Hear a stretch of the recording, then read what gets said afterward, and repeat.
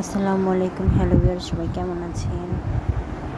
অনেক দিন আসলে মিনি জার কেকগুলো করা হয় না, তাই এগুলো আপনাদের সাথে শেয়ারও করা হয় না। আর আজকে 8টা মিনি জার কেক বা বাটি কেকের অর্ডার ছিল, তাই ভাবলাম যে আপনাদের সাথে একটু শেয়ার করি।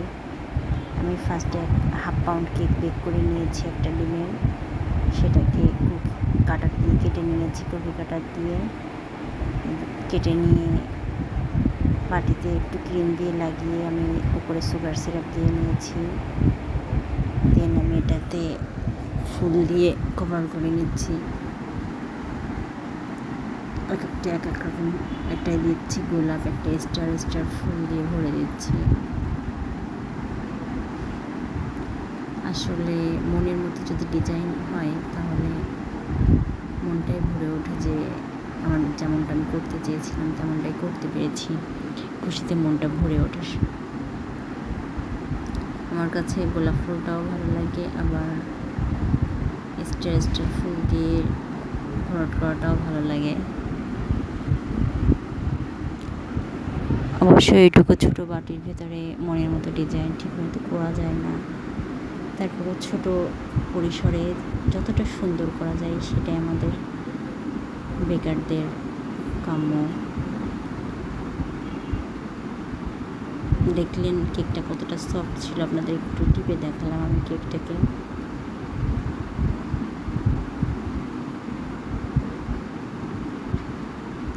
আমি ফার্স্ট সবগুলা বাটিতে ফুল করে নিলাম।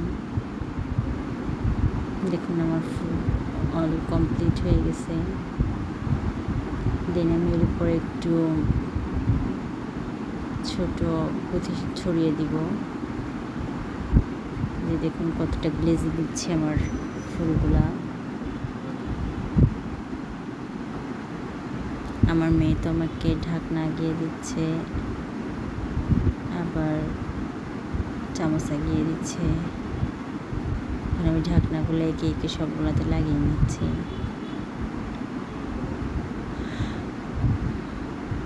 ঢাকনাটা আস্তে লাগাতে হবে, তা না হলে ফুলগুলো যাতে এটে ফুলের ডিজাইনগুলো নষ্ট হয়ে যাবে।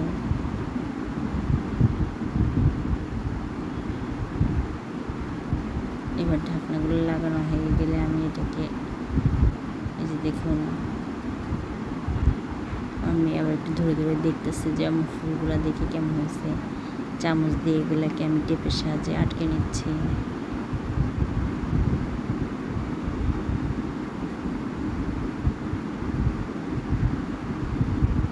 আমার যে কোনো কাজ করার সময় মেয়ে আবার খুব আগ্রহ নিয়ে দেখে, আবার আমাকে হেল্প করে।